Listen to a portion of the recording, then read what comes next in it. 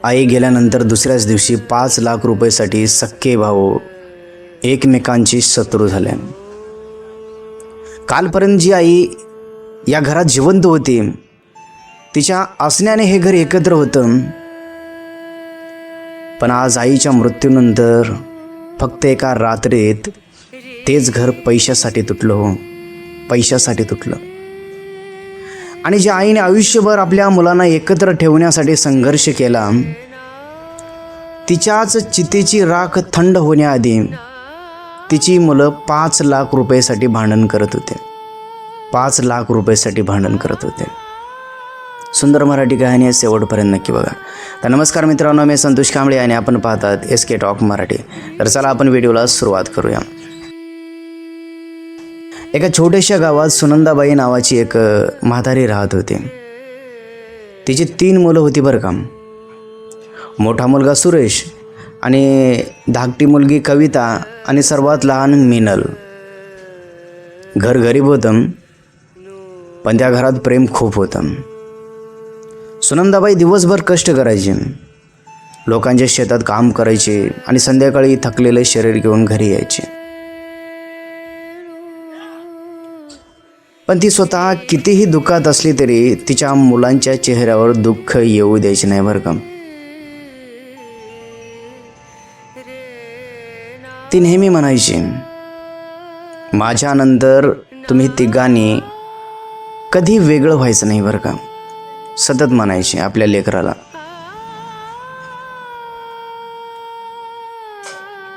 पण काळ नेहमीच माणसाची परीक्षा घेतो बरं का. नेहमीच माणसाची परीक्षा घेतो. एक दिवस असा आला, सुनंदाबाईची तब्येत अचानक बिघडली. रात्रभर तिला श्वास घ्यायला त्रास होत होता. ती बेडवर पडून फक्त आपल्या मुलाकडे पाहत होती, जणू तिला काहीतरी सांगायचं होतं. सुंदर मराठी कहाणी बरं का, शेवटपर्यंत नक्की बघा. सुरेश तिचा हातामध्ये धरून म्हणाला, आई काही होणार नाही तुला, मी काही होऊ देणार नाही तुला.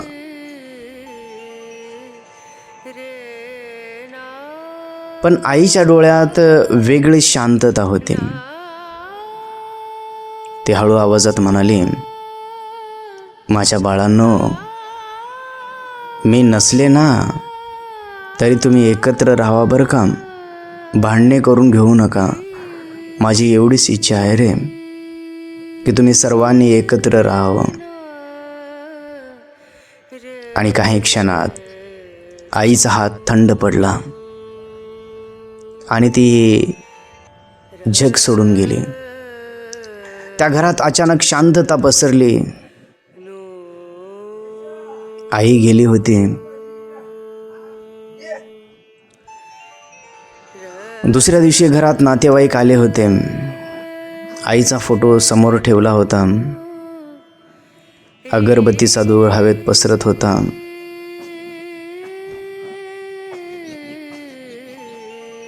पण त्या घरामध्ये दुःखापेक्षा जास्त एक वेगळीच कुजबूज सुरू झाली होती. पुढे काय होते लक्ष देऊ नये का. आणि कहाणी आवडत असेल ना तर एक लाईक जरूर करा. एका बाजूला आई मरण पावले आणि हे जग सोडून गेले, आणि दुसऱ्या बाजूला घरामध्ये कुजबूज चालू आहे. आणि ती कुजबूज कशाची होती माहिती आहे तुम्हाला? लक्ष देऊ नये का. त्या घरामध्ये एक वेगळीच कुजबूज सुरू होती. एक काका अचानक म्हणाले, सुनंदाबाईच्या बँकमध्ये 5 लाख रुपये होते म्हण. आता सगळ्यालाच प्रश्न पडला. हे ऐकताच सगळ्यांचे चेहरे बदलले. 5 लाख रुपये होते, आणि हे पैसे असलेलं त्या कोणत्याही मुलाला माहीत नव्हतं बरं का. त्यांना आताच समजलं की आईच्या बँक खात्यामध्ये 5 लाख रुपये होते. तर लक्ष देऊ नये का पुढे काय होते. एका बाजूला आई मेलेली आहे आणि दुसऱ्या बाजूला आता पैशासाठी वाद होत आहे. काय होते पुढे बघूया. हे शब्द ऐकता सगळ्यांचे चेहरे बदलले. कविता लगेच म्हणाले, तिची मुलगी, त्या पैशामध्ये आमचाही हक्क आहे बरं का. विचार करा, आई मेली आहे आणि तिची मुलगी म्हणत आहे की या पैशामध्ये म्हणजे 5 लाख रुपयामध्ये माझाही हक्क आहे, ते पैसे मलाही मिळालंही पाहिजेत. थोरला मुलगा तिचा सुरेश रागाने म्हणाला, मी आईसोबत राहिलो, तिची सेवा मी केलो, तिचा सांभाळ मी केलो.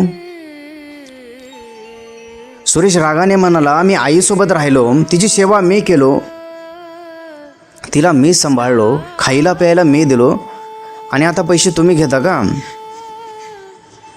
ते पैसे कुणालाच मिळणार नाही, तर ते पैसे माझे आहेत. आता मिनल ही रडून म्हणाली, आई फक्त तुझीच नव्हती दादा, ती आमची पण होती. सगळेच पैसे तुला मिळणार नाहीत, त्याच्यामध्ये आमचा पण हिस्सा आहे. त्या 5 लाखामध्ये 3 हिस्से होतील. आणि काय, चांगलाच वाद निर्माण झाला त्या ठिकाणी. आणि अचानक आईच्या मृत्यूचं दुःख बाजूला पडलं आणि पैशासाठी भांडण सुरू झालं. सगळे लोक थक्क झाले.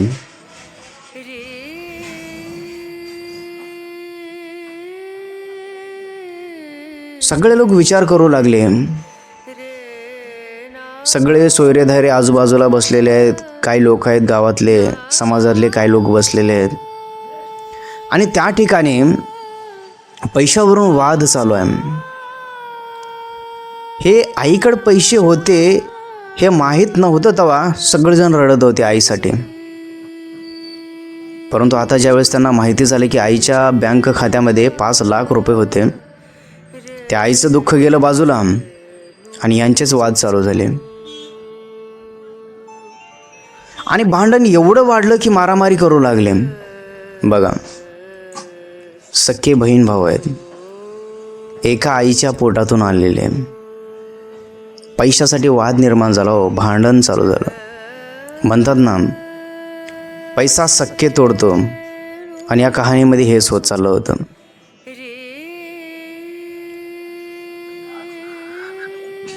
त्या 5 लाख रुपयासाठी भांडणे चालू झाले, मारामारी करू लागले, सख्खे बहीण भाऊ भांडण करू लागले, मला पण हिस्सा मिळाला पाहिजे. त्या पैशाचे आता 3 हिस्से करायचं ठरलं. कसं बसं गावातल्या लोकांनी भांडण थांबवलं आणि त्या 5 लाख रुपयाचे 3 हिस्से करण्याचं ठरवलं. आता पुढे काय होते लक्ष देऊ नये का. परंतु आईनं काही असा प्लॅन करून ठेवला होता की सगळेजण थक्क होणार होते. पाहूया आपण पुढे काय होते. त्या रात्री सुरेश एकटाच आईच्या खोलीत बसला होता. आईची जुनी साडी, तिचा चष्मा आणि कोपऱ्यात ठेवलेली जुनी पेटी सगळं तसंच होतं. त्याने पेटी उघडली. आत एक छोटी डायरी होती त्या पेटीमध्ये. थरथरत्या हाताने त्याने ती उघडली आणि पहिल्याच पानावर लिहिलं होतं. काय लिहिलं होतं माहीत आहे? लक्ष देऊ नये का. माझ्या मुलांनो, जर तुम्ही हे वचन वाचत असाल तर कदाचित मी या जगात नसेन. सुरेशच्या डोळ्यामध्ये पाणी आलं. डायरीत पुढे लिहिलं होतं की हे 5 लाख रुपये मी तुमच्यासाठी ठेवले नाही आहे. आता मात्र सुरेश थक्क झाला. आमच्यासाठी नाही ठेवले तर मग कुणासाठी ठेवले होते? पत्रामध्ये लिहिलेलं होतं की हे 5 लाख रुपये मी तुमच्यासाठी ठेवले नाही आहेत, तर तुम्ही कधी पैशासाठी भांडू नये म्हणून ठेवले. कारण मला माहिती आहे गरीब माणसाचं घर पैशामुळेच तुटतं. मग आता हे पैसे कशासाठी ठेवले होते? काय होणार आहे पैशाचं? या तिघांना त्या पैशाची वाटणी भेटणार का? आपण पाहूया. हे पत्र वाचून सुरेश जोरात रडू लागला. डायरीच्या शेवटी अजून एक गोष्ट लिहिलेली होती. हे पैसे गावातील अनाथ मुलासाठी दान करा. आईने डायरीमध्ये लिहून ठेवलं होतं. कारण या पैशासाठी तुम्ही भांडण करचाल हे मला माहिती होतं. म्हणून मी ठरवलं होतं की हे पैसे एका अनाथ आश्रमाला द्यायचं. कारण माझ्या मुलांनी मला प्रेम दिलं.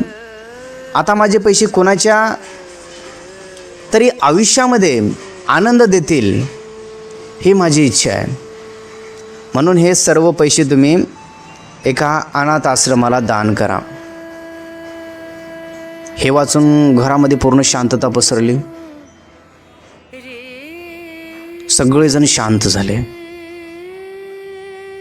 5 लाखासाठी भांडण होत होतं आणि आईने अगोदरच प्लॅन करून ठेवला होता. मी गेल्यानंतर पैशावरून भांडण होईल म्हणून त्याने एक पत्र लिहिलं आणि त्या पत्रामध्ये असं लिहिलं की हे पैसे 5 लाख रुपये तुम्ही काय करा, एका अनाथ आश्रमाला दान करा. कविता रडत म्हणाली, आई तू गेल्यावरही आम्हाला कसं राहायचं हे शिकवून गेलीस. मीनल आईच्या फोटोसमोर बसून रडत होती आणि सुरेश ज्याला पैशाचा अभिमान होता तो आईच्या फोटोसमोर हात जोडून म्हणाला, आई आम्ही हारलो आणि तू जिंकलीस. दुसऱ्या दिवशी काय झालं माहीत आहे?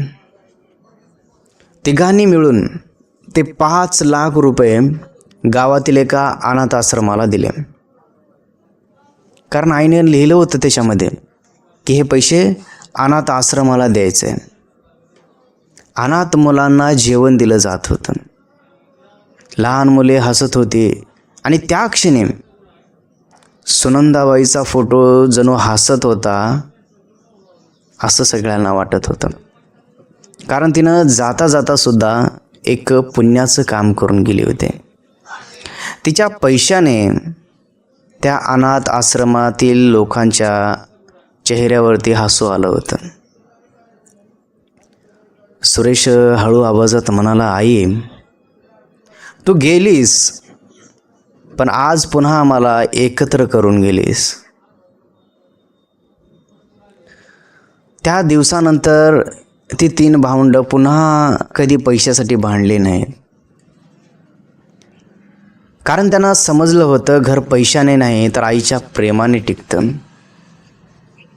म्हणून सांगतो मित्रांनो, ज्याच्या आयुष्यात अजूनही आई आहे ना त्यांनी तिच्यासोबत वेळ घालवा. कारण आई गेल्यावर घर राहतं पण घरातली माया कायमची निघून जाते. तुम्हाला काय वाटते आम्हाला कमेंट बॉक्समध्ये नक्की सांगा.